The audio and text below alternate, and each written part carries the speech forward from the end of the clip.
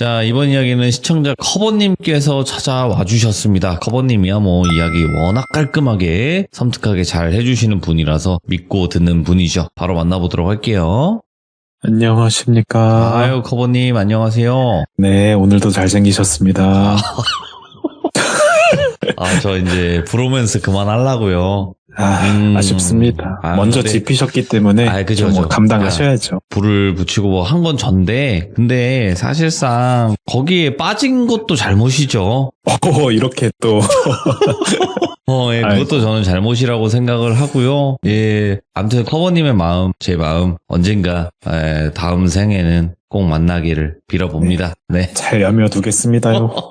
자, 오늘 커버님께서 또 이렇게 찾아와 주셨는데 오늘 해주실 이야기는 어떤 이야기가 될까요? 자, 오늘은 이제 영적인 거 하나도 없이 그냥 아주 매트한 현실 공포 하나 들고 와봤습니다. 사람이 제일 무서운 거예요. 그죠? 맞습니다. 자, 그러면 바로 출발을 해보도록 하겠습니다. 렛츠고! 힐이십니다. 커버요.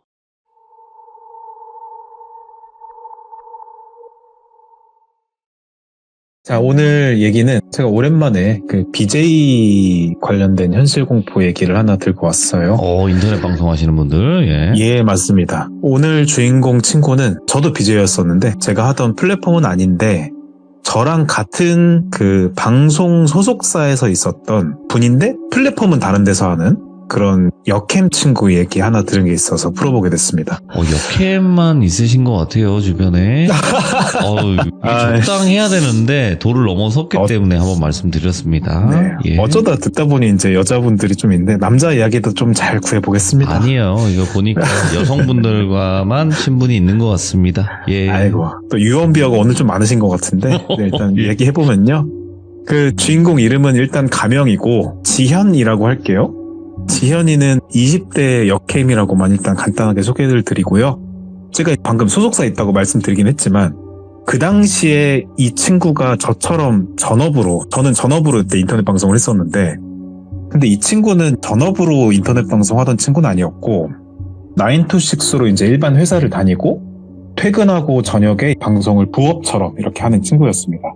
근데 그게 뭐 완전 취미라고만 하기는 좀 어려웠던 게 그 당시 다니던 회사 월급보다는 조금 적은 정도. 그러니까 뭐 예를 들어서 회사 월급이 한 300만 원 받는다 치면 그 친구가 방송 수익이 한 200만 원 정도 버는 거였다고 해요. 이제 취미라기에는 어느 정도 꽤나 버는 뭐 그런 건데 그런 친구인데 뭐 지연이가 한동안 잘 지내다가 이사 갈 일이 있었대요. 그래서 뭐 먼 거리는 아니었고 거리로 치면 뭐 제가 아는 동네 기준은 뭐 인천에서 부천 정도? 그러니까 지역이 바뀌긴 하지만 뭐 그다지 멀지는 않은 곳으로 이사를 갔대요. 근데 뭐 가깝다고 해도 아무래도 동네가 바뀌다 보니까 새 동네로 이사를 와가지고 낯선 환경이 되겠죠. 그래서 적응을 하는 시간이 좀 필요했대요. 근데 이게 있습니다. 저도 느끼는 건데 그 방송을 하면 그 사람들이 막 엄청 채팅도 치고 뭐 본인은 BJ는 열심히 말도 하고 그런단 말이죠. 근데 그렇게 열심히 방송을 하고 마치고 방송 종료를 딱 누르고 나면 저는 그랬어요. 저 갑자기 뭔가 현실로 돌아온 듯한 느낌을 받을 때가 있어요. 그게 뭐냐면 이제 수백 명의 사람들과 소통을 했어도 그건 온라인이었고 방송 끄고 나면 그 방에 컴퓨터랑 나밖에 없는 거죠. 그 느낌이 되게 허해요, 저는. 그래서 저 같은 경우는 그런 허한 느낌을 받을 때 그 동료 BJ 방송 가서 뭐 자리하고 채팅치고 놀고 그랬는데 지연이 같은 경우는 이거에다 더해서 그 인터넷 방송 BJ로 활동도 하고 회사 활동도 한다고 했잖아요. 그래서 그 사이에서 반복되는 지치는 그 일상 루틴 막 이런 것도 좀 지치고 그래서 그것까지 더해져가지고 좀 외로움도 느껴지고 막 그랬다고 해요. 그래서 어느 날 지연이가 방송 끄고 그냥 뭐 폰으로 인터넷을 뒤적뒤적 하고 있는데 정말 우연히 오픈 채팅방이라는 것을 보게 돼요. 근데 사실 그 카카오톡의 오픈 채팅이라는 것 자체를 지연이가 뭐 안 한 건 아니었어요. 시청자들과 소통하는 용도로 자기 뭐 개인 번호나 카톡 주기 좀 그러니까 뭐 오픈 카톡을 1대1 만들어서 하긴 했었대요. 근데 동네 사람들끼리 친목하는 오픈 채팅방? 단톡? 뭐 이런 거는 좀 해본 적이 없었대요. 아무튼 그래서 발견한 게 뭐냐? 그 동네 친구를 만들어주는 오픈 채팅방을 발견하게 됩니다. 근데 뭐 채팅방 소개 글은 아주 평범했대요. 그 지연이 사는 곳이 뭐 동으로 치면 뭐 커버동이라고 하면 뭐 커버동 주민들끼리 모여서 소통하고 친목을 도모합니다. 뭐 자유롭게 들어오세요. 뭐 이런 지극히 평범한 소개의 그런 오픈 채팅방이 있었대요. 그 말씀드렸다시피 좀 외로움도 느끼고 허했던 지연이는 별 깊은 고민이나 생각은 딱히 없었고 그냥 가벼운 마음으로 채팅방에 접속을 했고 들어가서 그냥 뻘쭘하게 안녕하세요 하니까 의외로 엄청 다들 반겨주시더래요. 처음 보는 사람인데. 그래서 뭐 곧 커버동의 주민들과 활발한 대화를 나누면서 뭐 즐거운 시간을 보내기 시작했대요. 근데 처음에는 그런 얘기를 했겠죠. 뭐 저는 대략 어디 정도 살고 뭐 몇 살이고 여자고 이렇습니다 하고 서로 소개를 하고 평범한 그냥 일상적인 대화 그리고 뭐 정보 공유 뭐 이런 것들이 이어졌다고 해요. 그러다 보니까 제법 친해진 사람들도 생기고 뭐 일상 대화 플러스 뭐 이런 거 맛집 있대요. 뭐 우리 동네는 이런 게 있습니다 하면서 정모를 좀 해봤대요. 그래서 근데 모이는 사람들끼리만 모였다는데 그래서 그 정모하는 사람들끼리 좀 친해졌다고 해요. 근데 그 중에 지현이가 그 엄청 친해지게 된 사람이 생겼어요. 이름을 뭐 그냥 대충 민수라고 하면 남잔데 그 민수가 지현이랑 왜 친해졌냐? 근데 뭐 처음부터 의도해서 알려준 건 아닌데 뭐 우리 자연스럽게 자기 소개하다가 막 저 어디 살아요. 그래서 너도? 나도? 이러면서 저도 거기 사는데? 막 이런 거 있잖아요. 그런 식으로 이야기가 흘러가다가 자기 사는 곳을 말하게 된 거예요.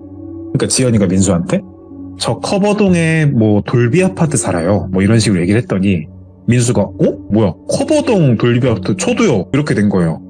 근데 너무도 놀라운 우연인 게 이거는 뭐 들은 대로 말씀드리는 거예요. 진짜 우연이긴 한데 민수가 같은 아파트인데도 지연이의 옆집에 산다는 거예요. 이게 이러기가 쉽지 않은데 그래서 그러다 보니까 그 지현이의 옆집 살던 이웃 민수는 이제 더욱 사이가 가까워져서 평소 지연이와 만나서 식사도 하고 뭐 얘기 나눌 정도로 친절한 친구가 되었대요. 나이대도 되게 비슷했다고 하더라고요. 그래서 처음에는 아무래도 남녀다 보니까 뭐 그냥 좀 어색하기도 한 그런 시기 때는 뭐 동네에 관한 얘기, 공통된 관심사 뭐 이런 일상적인 대화를 나누면서 좀 나름 즐거웠다고 해요. 그 무료한 그 반복되는 일상 속에서.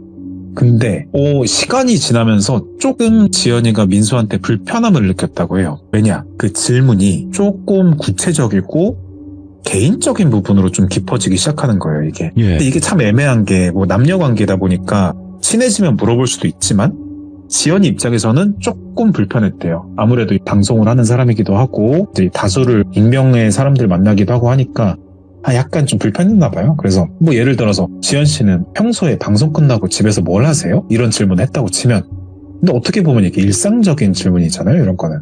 그래서 지연이도 처음에는 이웃의 단순한 호기심이다. 뭐 이 정도 생각을 했대요. 근데 민수의 질문이 뭔가 점차 지연이의 생활을 지나치게 자세히 약간 관찰한다? 관심이 너무 많다? 그런 인상을 주었다는 거예요. 뭐 이런 질문이었어요. 지연 씨 어제 방송이 늦게 끝나던데 무슨 일 있으셨어요? 이러는 거예요. 근데 여기 질문에 약간 함정 비슷한 게 있는 게 방송이 늦게 끝난 걸 어떻게 알지? 이 생각이 든 거예요. 그래서 지연이가 근데 제 방송을 보신 거예요?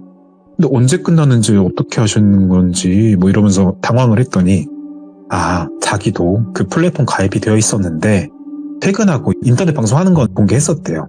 그래서 인터넷 방송 하신다길래 여기저기 둘러봤다 방송하실 것 같아서 이러는 거예요. 근데 약간 미심쩍었는데 근데 그 얘기를 들으니까 순간적으로 좀 소름이 끼쳤다는 거예요. 그래서 민수 이 사람이 나를 너무 정확히 지켜보고 있다? 뭐 이런 생각이 좀 들었대요.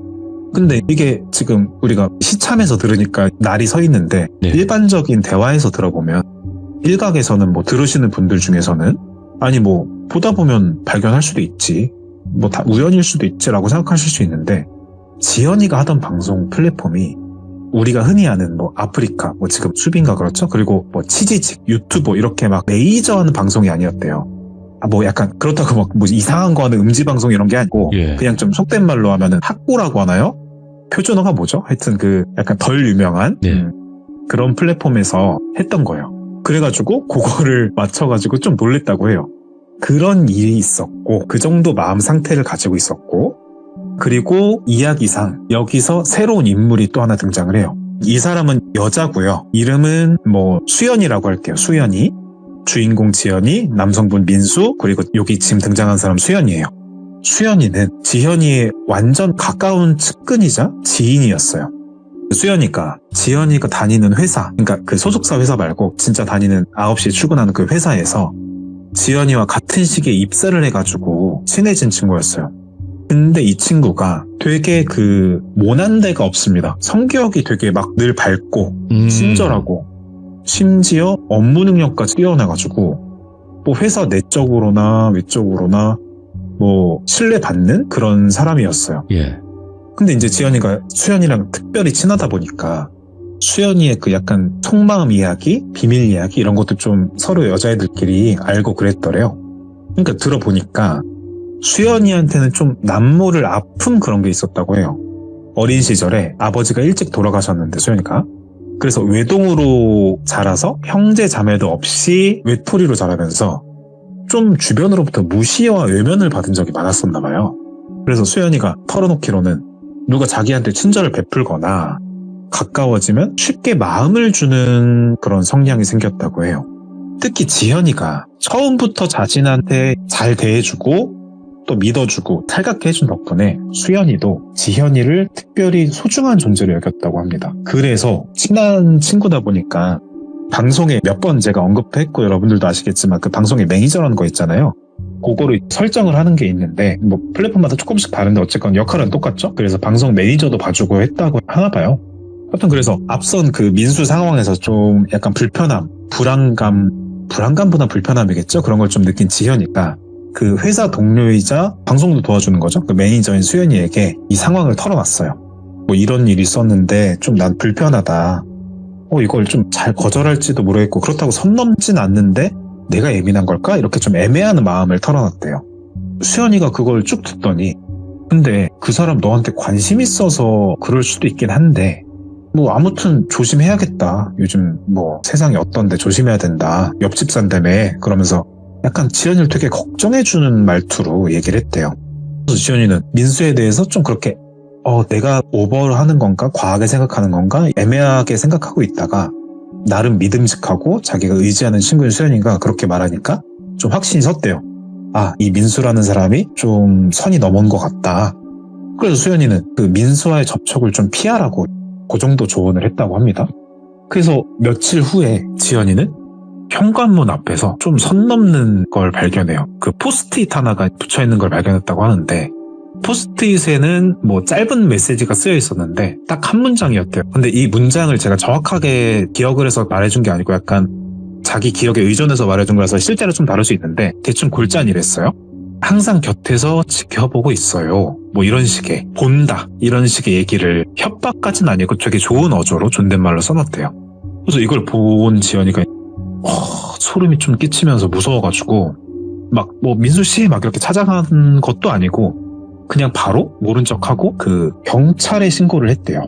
근데 여기서 뭐 입장에 따라 다르겠습니다만 그 경찰 반응이 조금은 아쉬웠던 게 그 경찰분 입장은 단순히 그 의심되는 분이 친한 이웃끼리 뭐 장난친 걸 수도 있고 뭐 다른 사람이 그냥 붙인 걸 수도 있고 무슨 재산상 피해라든가 뭐 문이 따갑거나 그런 게 없기 때문에 심각하게 뭐 받아들이지 않고 좀 일단은 넘어갔다고 합니다. 근데 뭐 한편으론 그럴 수 있죠. 그 우리 많은 시들무 사연에서 이런 비슷한 상황 나와서 아시는 분들은 아시겠지만 그 포스트잇 붙인 게 뭐 큰 문제가 될 건 아니잖아요. 최소한 법적으로는. 하지만 지연이 입장에선 되게 심각하죠. 되게 불안도 하고. 그래서 그 사건 이후로 지연이가 뭐 방송 끄고 잘 때마다 잠을 제대로 잘 수 없을 만큼 약간 불안감이 점점 심해졌대요. 그러던 어느 날 좀 사건이 하나가 생기는데 그 방송을 마치고 지쳐가지고 그때는 뭐 별다른 채팅 그것도 잘 안 하고 그냥 침대에 털썩 누워서 잠이 들락말락 하고 있는데 갑자기 그 현관문 손잡이가 덜컥덜컥 하면서 흔들리는 이렇게 척척 소리 있잖아요. 그 번호키를 누르지도 않고 그냥 손잡이를 몇 번 이제 잡고 흔드는 그런 철컥 소리가 들렸다는 겁니다. 그래서 지연이는 너무 놀라서 얼어붙었어요. 혹시나 그 잘못 들었나 싶어서 그랬나 싶었는데 네? 그런 의심이 들 때쯤 되니까 현관문 손잡이가 의심을 확신으로 바꿔주듯이 더 세게 쾅쾅 흔들렸대요. 그래서 공포심에 지연이가 떨리는 목소리 현관을 향해 외쳤죠. 누구세요? 뭐 이렇게 얘기했더니 근데 돌아오는 건 무슨 대답이 아니라 그냥 싸늘하게 약간 정적이었고 아무런 대답도 없었대요. 그래서 너무 두려워져가지고 뭐 또 이번에 경찰 신고했죠. 이거는 좀 할만하니까. 예. 그래서 경찰이 도착했을 때는 그 현장엔 아무도 없었고 이상한 거는 CCTV에 뭐가 찍힌 게 없었다는 거예요. 그래서 일단은 별다른 조치를 취하지 못한 채 순찰 강화 이런 말씀 주시면서 돌아가셨다고 해요. 그렇게 상황이 점점 심각해질 무렵에 예. 민수가 어떤 일을 하나 겪게 돼요. 겪었다기보단 뭘 보는데 우연히 그 지현이 집 앞에서 뭔가 이렇게 하고 있는 수연이를 발견했대요. 그래서 민수가 평소 수연이가 그 지현이의 절친한 친구인 줄은 알았기 때문에 예. 그냥 별 의심 없이 다가가서 그냥 말을 걸었대요. 그래서 수연씨 안녕하세요? 여기서 뭐 하세요? 그랬는데 그냥 인사를 건넸는데 근데 수연이가 민수의 말에 엄청 당황하면서 말을 막 더듬는 거예요. 안녕하세요. 그냥 저 걱정돼서, 지연이 걱정돼서 온 거라고. 그러니까 민수가 의심스러워지죠. 그래가지고 다시 물어보죠. 그래서 지연씨 걱정이요? 혹시 수연씨가 요즘 지연씨 괴롭히는 사람 누군지 알고 있고 막 그런 거 아니에요? 근데 이 질문도 좀 약간 선 넘긴 했죠, 갑자기. 근데 그렇게 말하니까 수연이 입장에서는 당연히 기분이 나쁘죠. 생사람 잡는 것도 아니고. 그래서 표정이 싹 굳어가지고 민수 쏘아보면서 이제 한마디 했대요, 또.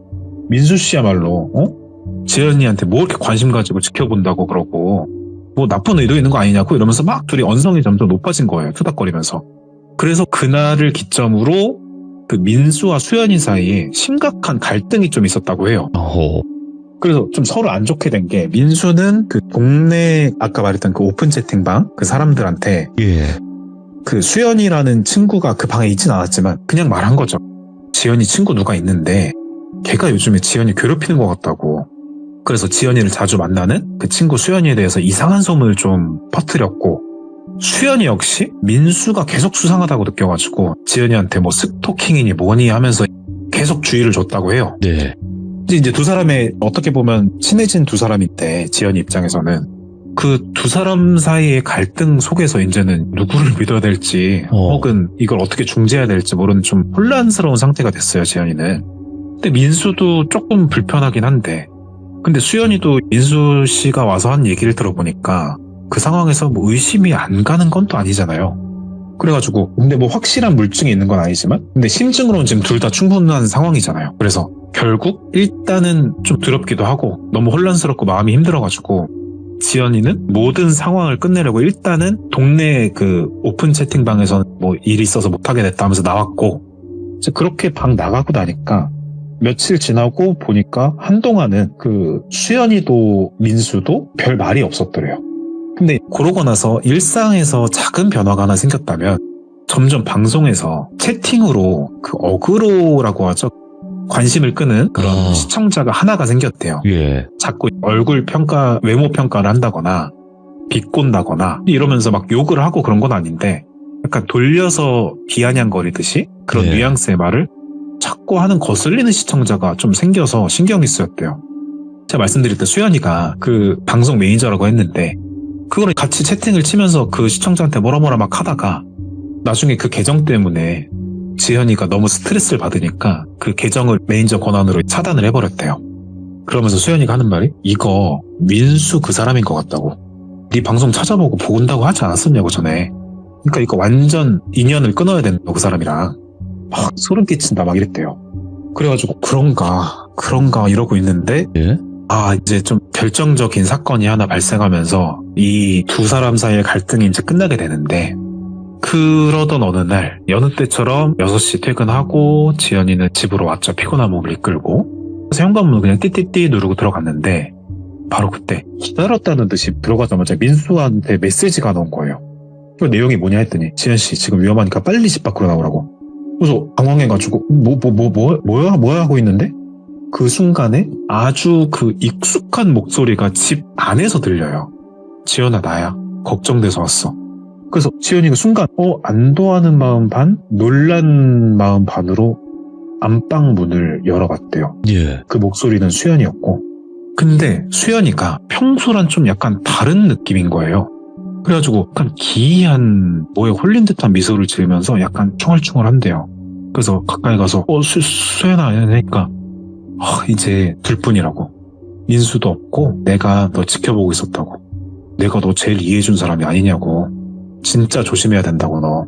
근데 이 말을 들으니까 제정신이 아닌 것 같아가지고 지연이가 소름이 돋아가지고 동시에 불안감도 크게 달하고 그래서 이제 뭘 의도한 건 아니고 본능적으로 몇 걸음 뒤로 물러섰대요. 그러니까 수연이가 진짜로 빙이 된 사람 마냥 천천히 이제 다가오면서 말을 이어갔대요. 지연아, 지금 진짜로 너까지 나 버리면 나 이 세상에서 나 혼자라고. 그리고 너만큼 나 이해해준 사람 없고 나만큼 더 이해해준 사람 없다고. 근데 계속 보니까 눈빛이 맛이 간 거야 이미. 그래서 지연이가 떨리는 소리로 수연아 제발 그만하라고. 왜 그러냐고. 그러니까 수연이가 갑자기 지연이 손목 꽉 잡으면서 갑자기 약간 울부짖듯이 소리쳤대요. 아니 엉엉 울더래요. 제발 나 떠나지 말라고. 진짜 너 없으면 안 된다고. 그런데 수연이의 그 악력이, 그 손잡는 힘, 악력이 생각보다 너무 강했고 손목에 통증을 딱 느껴가지고 팔을 확 뿌리쳤지만 또 점점 애가 미쳐가지고 달려들더래요. 그러다 보니까 저항을 하다가 달려들고 하다 보니까 본의 아니게 몸싸움이 됐고 어쩌다가 좀 힘에 밀려가지고 지연이가 뒤로 밀쳐졌는데 그 테이블 모서리에 팔 쪽에 이렇게 직 부딪혀가지고 살짝 찢어진 거라고는 했는데 약간 피가 좀 날 정도로 상처를 입고 말았다고 합니다. 근데 이제 사람 눈에 피가 보이잖아요. 그러면 공포가 갑자기 확 엄습한대요. 말도 안 되는. 그래서 팔에서 피가 흐르는 걸 본 지연이가 극도의 패닉이 돼가지고 막 비명을 꽥꽥 지르면 살려주세요, 도와주세요 이랬는데 그 순간 무슨 영화 마냥 타이밍이 딱 맞게 그 현관 밖에서 다급하게 막 발소리가 들리면서 뭐 문을 쾅쾅쾅 누가 두드리는 거예요. 사람들이 뭐 문 열어주세요 뭐 이렇게 얘기해서. 근데 수연이가 그걸 듣더니 갑자기 또 그 도끼 있는 눈이 풀리면서 바닥에 준주앉아서 막 흐느끼면서 엉엉 울더래요. 그래서 지연이가 이때 잠깐 정신을 차려가지고 막 얼른 문으로 미친듯이 뛰어가서 문을 열었더니 경찰분들이 와 계신 거예요. 민수랑. 그래서 경찰들이 들어와서 신속하게 수연이를 제압했다고 합니다. 근데 경찰이 어떻게 그 타이밍에 뭘 알고 왔냐. 이게 민수가 신고를 해준 거예요. 민수가 옆집이라고 했잖아요. 근데 수연이가 지연이 집에 드나들긴 했는데 그 없을 때 자기가 그냥 그 번호 치고 들어간 걸 본 적은 한 번도 없었단 말이죠. 그래서 수연이가 들어가는 모습을 보고 뭐 지연이 집에 있어서 그냥 놀러 왔나 보다 했는데 그 얼마 후에 지현이가 따로 이제 퇴근하고 들어가는 모습을 본 거예요. 그래서 평소에 민수랑 수연이가 사이가 안 좋기도 했고 왜냐면 서로 의심하고 있었으니까. 근데 민수 입장에선 저거 무슨 일 일어날지도 모른다. 아니면 말고라는 생각이라고 할 수도 있지만 그래도 아니면 다행인 거고 신고는 해야겠다 해서 지연이한테 바로 아까 그 뭐 위험하다 나와라 그 메시지를 보내는 것과 동시에 경찰에 신고를 하고 자기는 그 단독 행동을 하지 않았대요. 근데 사건이 종료된 후 조사 과정에서 밝혀진 사실은 조금 더 충격적인 게 있었대요. 알고 보니 그 수연이가 예전부터 주변 사람들에게 강한 애착과 집착을 보였었고 자신에게 조금이라도 소홀해지면 극단적인 행동을 반복했다고 합니다. 그래서 수연이가 지연이의 그 이웃 민수한테 모든 혐의를 돌리려고 약간 상황을 꾸민 그런 거였나 봐요. 그래서 지연이 방송에 악플을 달던 시청자가 그 수연이가 만든 그 부계정이라고 하죠. 가짜 계정 그런 거였던 사실도 고백했다고 해요. 이제 수연이가 그걸 왜 그랬냐 그랬더니 지연이가 자기한테 더 의지하고 자기만 바라보도록 만들기 위해서 그렇게 계정을 파서 뭐 이렇게 공격도 하고 해서 자기가 매니저로 지켜줬다. 뭐 이런 걸 좀 하고 싶었나 봐요. 그래서 모든 진실을 알게 되니까 지연이가 뭐 약간 의심은 했었어도 좀 어느 정도 충격에는 빠졌고 결국 지역 이사는 했대요. 근데 여전히 누군가 좀 약간 지켜본다는 느낌? 내가 어디 집 밖에 문 열고 나가면 누가 따라올 수도 있다 뭐 이런 생각은 조금 한동안 갔대요. 근데 그 민수라는 사람이 이 이야기에서 나쁜 사람은 아니었는데 지현이는 그쯤 되니까 고마운 건 고마운 건데 그냥 되게 같이 계속 친하게 지내고 싶기가 뭔가 좀 불편했대요. 정말 죄송하지만 그분에게는. 하여튼 그래서 이사를 갔다고 하고 그래서 지현이가 마지막으로 저한테 말하면서 당부한 게 근데 제 얘기인데 제가 그 시참할 때 마지막에 항상 교훈적인 얘기를 하는지 모르겠는데 이 친구가 오빠 시참할 때 꼭 마지막에 교훈 같은 거 남기던데 이거 말하라고. 그래서 아무튼 들은 대로 말씀드리면 가장 친절한 사람이 때로는 가장 위험할 수 있다. 사람 너무 쉽게 믿지 마라. 가까운 사람일수록 이런 말을 꼭 귀족님들께 당부 말씀 전해줬으면 좋겠다고 합니다. 그래서 마지막으로 그 몇 가지 이야기 개연성상으로 좀 제가 추가 질문하고 그 답변받은 내용 2가지 정도 좀 이제 정리해드리면 그 먼저 민수가 지현이한테 처음에 약간 집착하듯이 느꼈다고 했잖아요. 지현이가. 이제 그거 나중에 듣고 보니까 그 민수가 나중에 사건 마무리되고 얘기를 하면서 어느 정도 호감이 있는 건 맞았다고 해요. 그리고 인터넷 방송도 진짜 우연 같긴 한데 그 플랫폼에 가입해서 본 것도 맞다고 합니다. 뭐 민수 정원이긴 하지만요. 근데 그 이후로 스스로 좀 옆집 살기도 하고 네. 지연이 눈치도 보이기도 해서 좀 자중했었다고 해요. 민수는. 그 얘기를 들었대요. 그다음에 두 번째로 아까 그 현관문 손잡이 흔드는 거 얘기할 때 CCTV에 뭐가 안 잡혔다고 했잖아요. 그래서 그게 제가 좀 듣다가 쭉 듣고 나서 좀 물어봤던 게 그게 무슨 영가도 아니고 현실 공포 얘기를 하면서 그럴 수가 있냐 그랬더니 그런 건 아니고 그 경찰이 CCTV를 확인했지만 그 현관문 앞에 카메라가 그 사각지대 비슷하게 이렇게 사각이 있대요. 그래가지고 문이 흔드는 사람 신원 파악이 좀 힘들었다 뭐 이런 얘기 해주셨다고 합니다. 그래가지고 범인 잡기 힘들었다고 했고 그렇게 돼서 뭐 집착이 심했던 그런 어떤 친구 얘기 제 역캠 BJ 친구 얘기 하나 들은 게 있어서 준비해봤습니다. 아, 너무너무 이야기를 잘하시니까 그냥 뭐 영상화가 싹 됩니다. 알아서. 예. 그래서 저희 또 그림 작가님들도 편하게 그림을 또 그려주실 수 있을 것 같아요. 제가 보는 영상은 그 돌비님 얼굴 영상밖에 없어서 잘 모르겠습니다. 아이고. 뭐 감사합니다. 아 맞다. 마음 접기로 했죠? 네. 적으시고요. 네, 조심하겠습니다. 다음 생에 언젠가 연이 된다면 그때 네, 뵙도록 감사합니다. 하겠습니다. 감사합니다. 네, 오늘 너무 감사드립니다. 네네. 네. 미련을 버리지 못하시는군요. 안 되는 건 안 되는 겁니다. 네, 아시겠죠, 여러분들? 그리고 우리 커버님께서 여러 가지 이제 주변 그 사람들의 경험담들을 이렇게 들려주시는데 너무 깔끔하게 이야기를 다 정리해서 전달을 하나하나 다 해주시는 건데 여러분들 큰 박수 한번 주시고 항상 응원 댓글 꼭 남겨주시길 바라겠습니다. 감사합니다.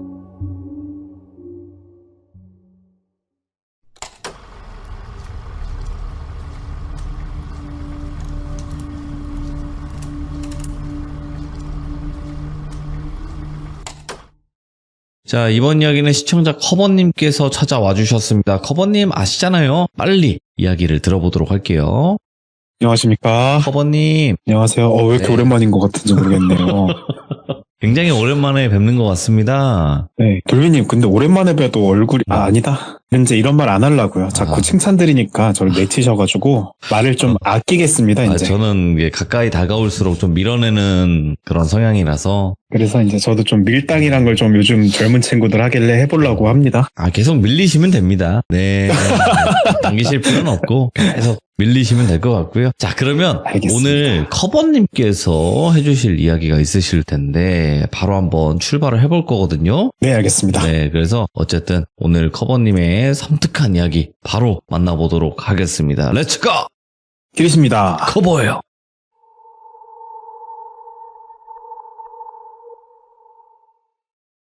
제가 시참을 매주 참여를 하게 되면서 여러 가지 주제를 말씀드리는데 그 중에서 BJ라든가 뭐 인터넷 방송업계에서 일어나는 일들 얘기할 때 최근에 제가 사연 몇 개를 수집하는데 도움을 주신 분이 계셔요. 이쪽 업계의 그 인터넷 방송 소속사 중에 하나 운영하시는 뭐 젊은 대표님이 한 분이 계신데 네. 그분이 저한테 그 여러 사람들 소개도 시켜주고 사연도 들고 와주셔서 연결해주시고 뭐 그런 게 있어요. 그래서 오늘 얘기는 그러다 듣게 된 사연인데 제목을 간단하게 채용 공고라고 한번 해볼게요. 채용 공고 무섭다 괜히. 예. 네. 이거는 제가 있던 인터넷 방송 소속사는 아니고 건너듣고 이 당사자한테 동의를 구하고 말씀드리게 되었습니다. 주인공 이름은 역시 가명이고 그냥 유진이라고 해볼게요. 여자예요. 그 유진이는 사건이 일어나던 당시에는 27살이었고 한 모바일 방송 전문 소속사에 속해 있던 역캠 BJ였어요. 예. 이 유진이가 저랑 이제 소속사는 안 겹치는데 같은 플랫폼을 했었어서 서로 존재를 알고는 있었거든요. 아무튼 그 사건이 일어날 당시에 유진이는 인터넷 방송 시작한 지가 한 대략 2년 정도 됐었고 뭐 수익도 그럭저럭 나쁘진 않았다고 해요. 근데 유진이가 원래 꿈꾸던 거는 직업이 방송은 아니었어요. 그럼 목표가 뭐였냐? 좀 비슷한 결이긴 한데 엔터테인먼트 회사에서 일을 하는 거였대요.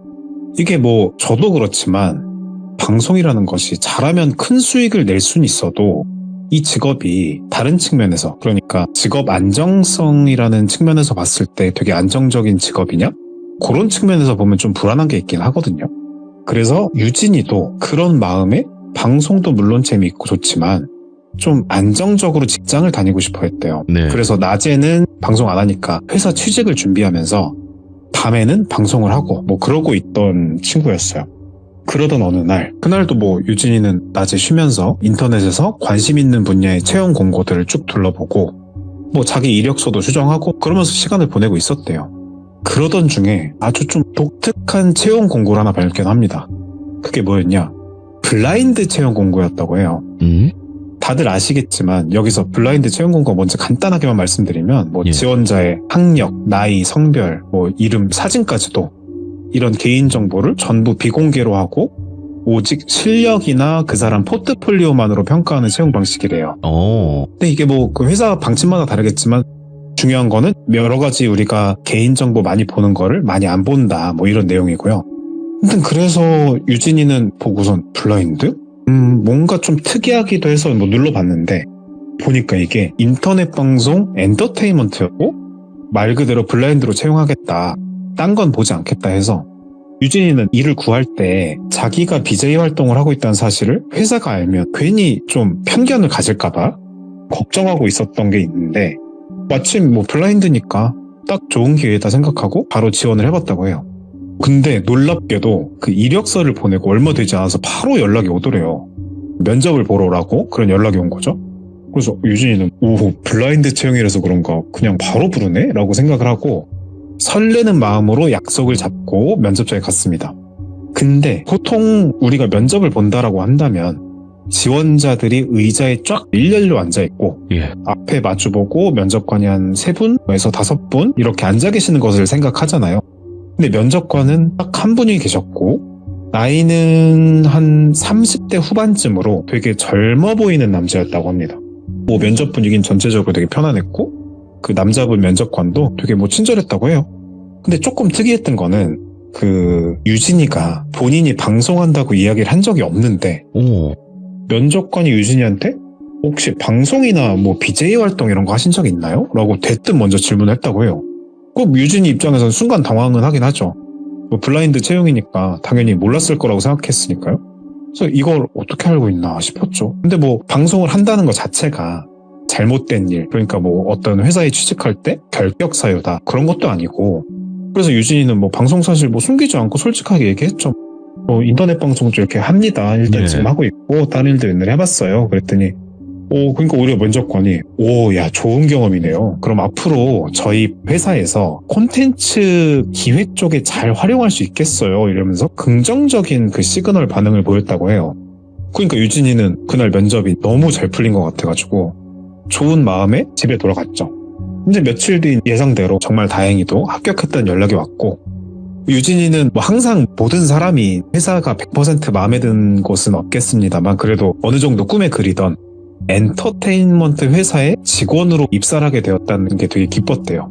그리고 초반 회사 생활은 정말 좋았다고 해요. 뭐 분위기도 좋고 사람들이 잘 챙겨줘서 편하고 불편할 게 없었대요. 근데 유진이가 입사한 지 한 몇 주쯤 지났을까? 그때였어요. 조금은 유진이 입장에서는 이상한 일이 하나둘 일어나기 시작했다고 합니다.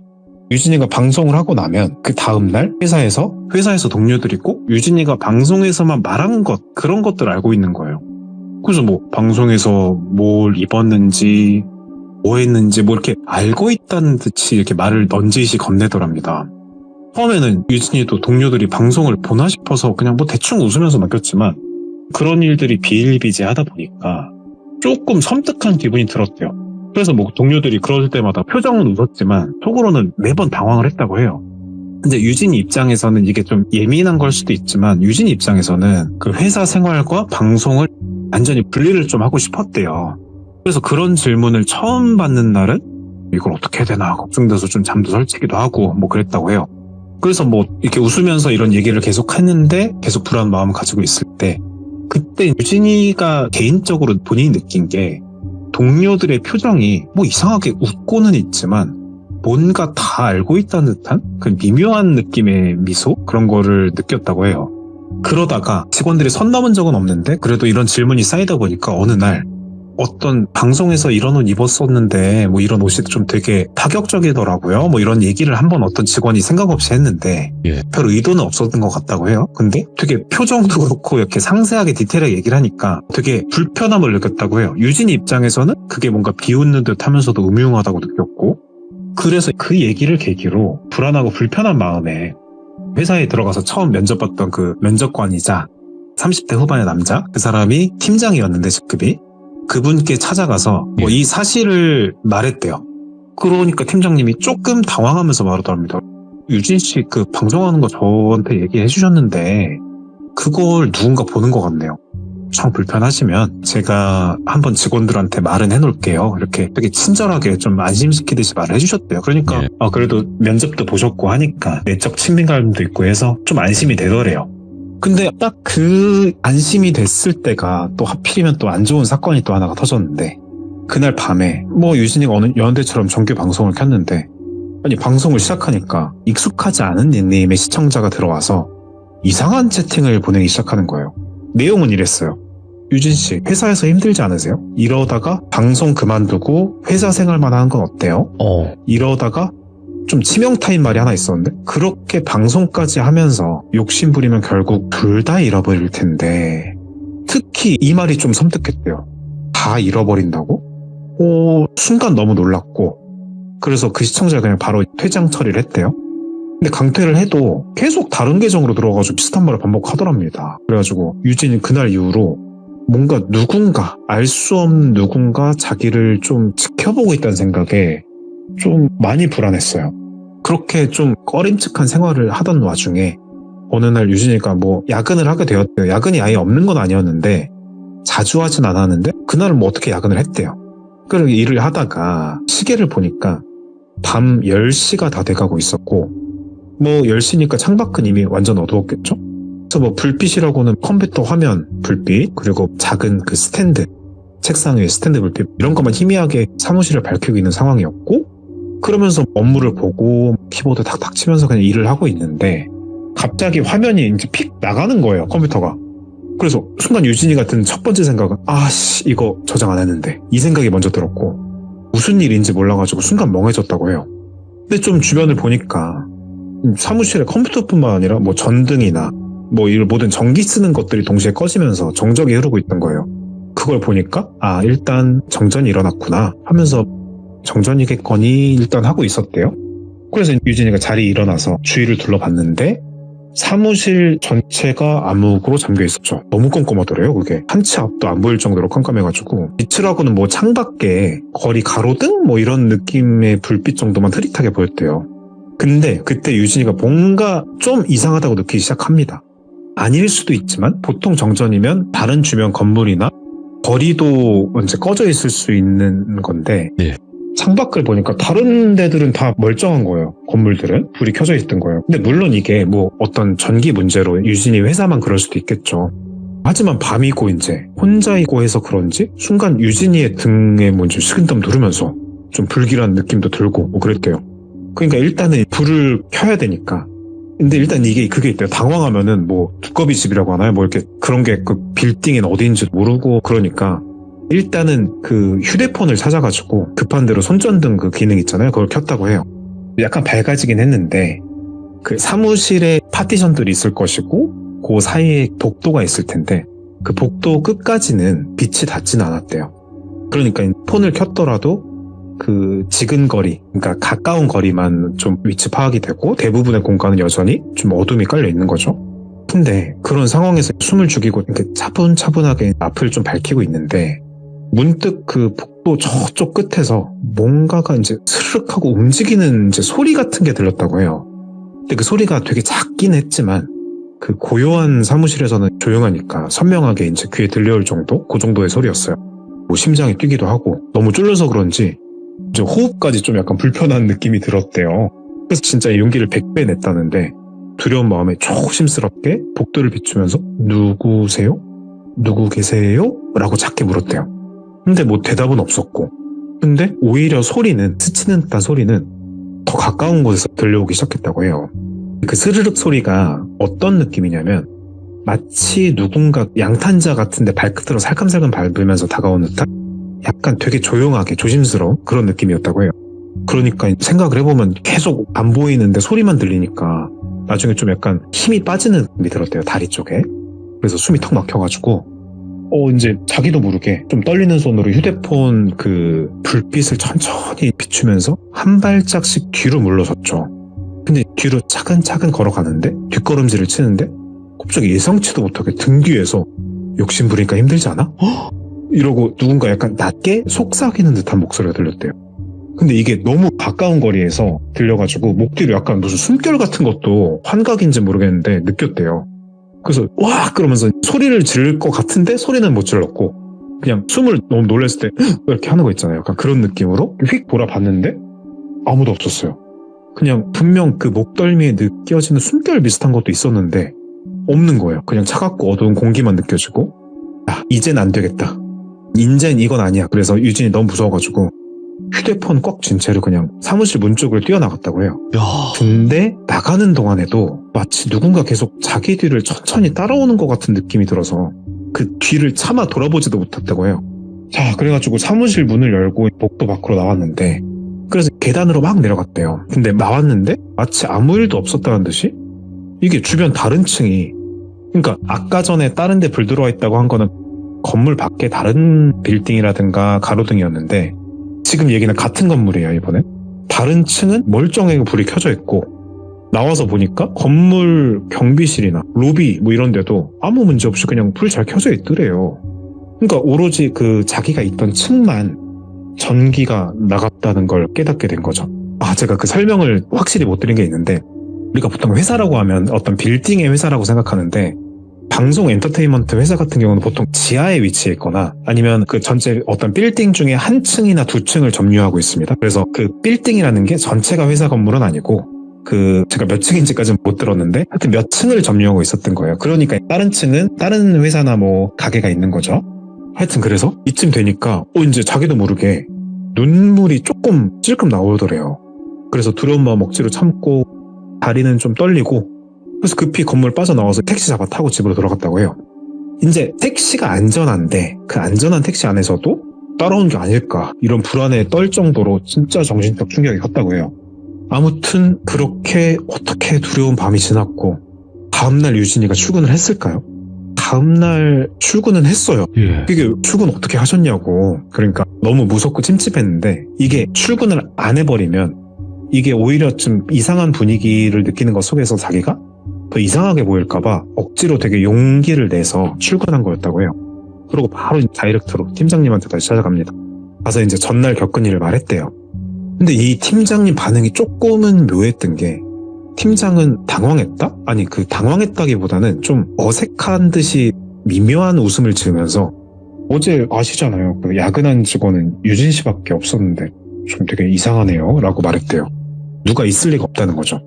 근데 그 반응이 좀 뭔가 뜨끔미지근해가지고 좀 찝찝했대요. 꺼림칙한 반응으로. 근데 그때 우연히 본 건데 유진이가 팀장 책상 위에 있는 모니터 화면에서 그 파일이 있는데 방송 녹화본 그리고 만약에 유진이가 대충 그냥 물론 가명이지만 뭐 김유진이라고 하면 김유진 파일 뭐 이런 식으로 자기 이름이 거론된 어떤 파일을 발견했다고 해요. 그래서 순간 소름이 끼쳤는데 이게 그게 있대요. 이거 뭐예요? 이렇게 따질만도 한데 근데 순간 이제 이게 그 상황을 피하고 싶은 마음이 먼저 들더래요. 예. 그래서 본 기색은 내비치지 않고 그냥 그렇게 아무도 없었다고요? 저밖에 없었다고요? 되게 뭐 이상하네요. 그러고 그냥 서둘러 자리를 떴대요. 예. 그러고 참 강단이 있는 게 그날도 이제 방송 휴방 안 하고 계속 했다는데 그날도 근데 익명의 시청자가 나타나서 채팅을 또 쳐요. 채팅을 뭐라고 했냐 하니까 다 네 잘못이라고. 봤네. 방송 같은 거 하지 말고 나한테만 집중했어야지. 뭐 이런 내용의 골자에 채팅을 막 치는 거예요. 봤구나? 뭘 봐? 막 이러다가 순간 익명의 시청자가 아까 그 파일이랑 유추되면서 내가 그거 본 거 설마 안 건가 싶어서 야 이거는 팀장이다. 이 팀장 이거 이 미친놈이다 이거. 그래가지고 바로 공포감에 그냥 경찰에 신고를 했는데 이게 되게 인제부터 일사천리로 갑자기 얘기가 진행이 되는데 그래서 유진이 신고를 받고 회사에 출동했대요. 그 다음날. 근데 그 이미 팀장은 사라진 뒤였고 팀장이 사라지기 직전에 본인의 책상에 있던 모든 개인 물건과 자료들 전부 싹 가져와서 통통 비어 있더래요. 그냥 언제 갔는지도 모르는데. 그래서 CCTV 기록을 이제 보죠, 당연히. 보니까 팀장은 이미 전날 퇴근 시간 직전에, 그러니까 무려 유진이가 그 방송 하기도 전에 회사에서 나가는 모습이 확인됐다고 했고, 또 이제 조사 중에 팀장 뭐 어엿한 회사를 다니는 사람이니까 신원이 파악이 되잖아요. 그래가지고 신원을 확인해 보니까 그 팀장은 본인의 이름과 이력조차 좀 꾸며낸 그런 인물이었다고 해요. 그래서 과거에 비슷한 방식으로 이제 블라인드 채용 공고를 이용해가지고 다른 회사에서도 이제 뭐 여성 직원들 상대로 이걸 스토킹이라고 하죠. 보통 스토킹하고 어떤 괴롭힌 그런 전력이 있어서 경찰에서도 그거를 이렇게 검거 중에 있었던 사람이다. 뭐 이런 얘기를 했었대요. 그래가지고 지금 확실한 거는 못 잡았다는 거죠. 이게 그래서 지금 21세기 2025년인데 뭐 그때가 몇 년도인지 제가 잘 모르겠는데 이사회에 그 회사를 다니는데 이걸 못 잡는다고? 이게 안 잡혀요? 그랬던데 묘하게도 이거는 자세한 얘기를 저한테 일부러 안 한 건지 못 한 건지 모르겠는데 자기 신상을 특정하기 어렵게 어떻게 숨겨서 이렇게 하는 사람들이 있대요. 이 21세기에. 그래서 신기하다 뭐 이렇게 얘기를 들었는데 그래서 추가적으로 경찰 조사할 때 밝혀진 사실이 회사에서 갑자기 정전이 난 이유가 그 우연이 아니었던 거예요.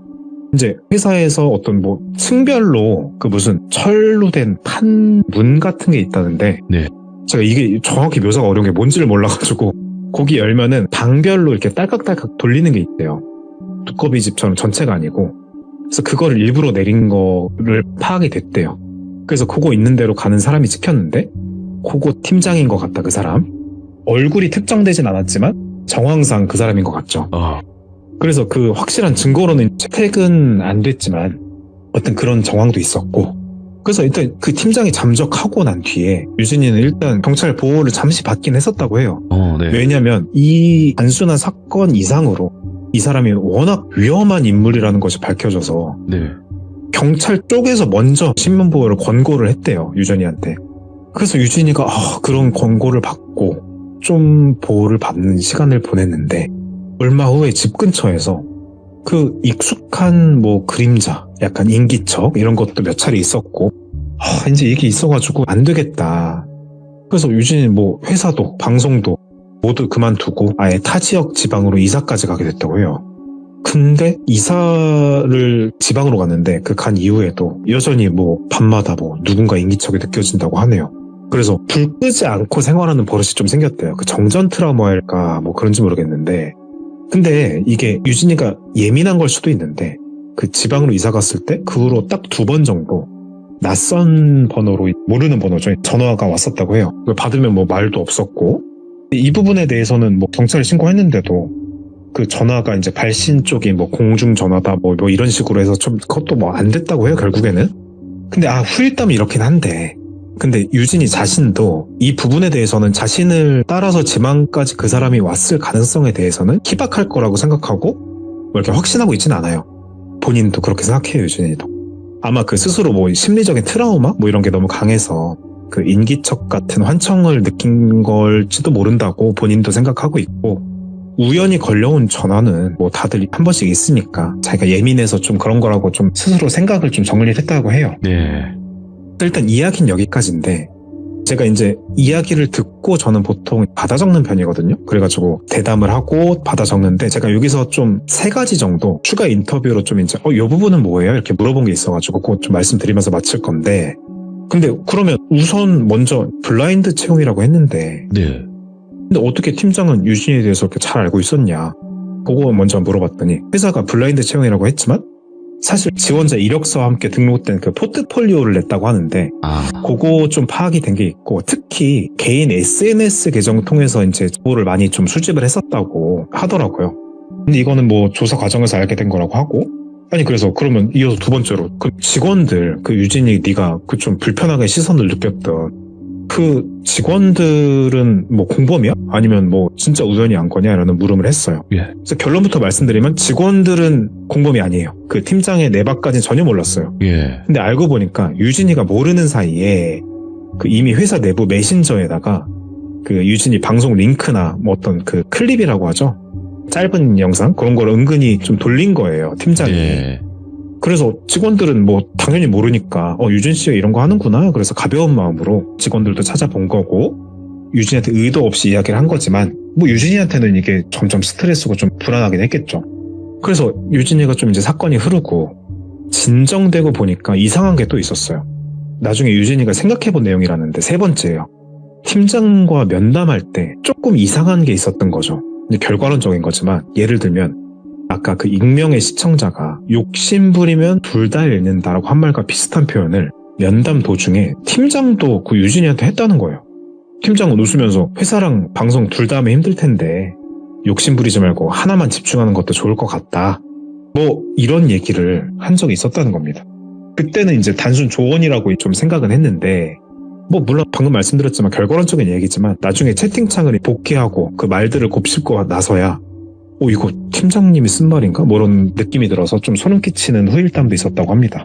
그래서 블라인드 채용 공고라는 게 장점도 물론 있지만 뭐 장점이 훨씬 많죠. 네. 근데 뭐 이런 일이 일어날 확률은 말도 안 되는 확률이죠. 없다고 봐도 무방한데 이렇게 이런 이야기가 흘러가는 걸 보니까 이러면 또 생각보다 위험한 요소도 있을 법하다 싶더라고요. 그리고 항상 뭐 부작용은 있는 거니까. 네, 그 뭐 모든 걸 숨기고 면접을 본다는 건 예. 때로는 상대방도 숨길 것이 많다는 식으로 해석이 되기도 하니까요. 물론 당연히 채용 블라인드 그거 자체가 나쁘다는 건 아니지만 예. 만약에 뭐 블라인드 채용이 아니더라도 채용 과정에서 어떤 회사나 단체가 뭔가를 그 지나치게 숨기려고 하는 느낌이 든다면 반드시 그런 부분은 좀 주의하시라 이런 말씀을 드리면서 이거 제가 교훈 자꾸 한다고 어제 말씀드렸는데 교훈하는군요 제가. 그래가지고 아니 그래서, 근데 교훈이 네. 있어야 돼. 예, 그래야 이 이야기를 또 전달하고자 하는 취지가 네. 있는 거니까요. 그리고 지금 말씀해주신 거를 토대로 이제 말씀을 드리자면 진짜 이상한 직원도 많고요. 이상한 회사 사장도 많아요. 그러니까 제발 양쪽 다 좋은 사람끼리 만나서 일도 하고 회사도 키워가고 이렇게 양쪽이 좀 잘 되었으면 좋겠다라는 또 생각이 들고요. 오늘 커버님의 이야기도 한편으로 우리 주변에서도 우리 누군가가 겪을 수 있는 이야기로 들어서 너무너무 감사드립니다. 고맙습니다, 커버님. 감사합니다. 네.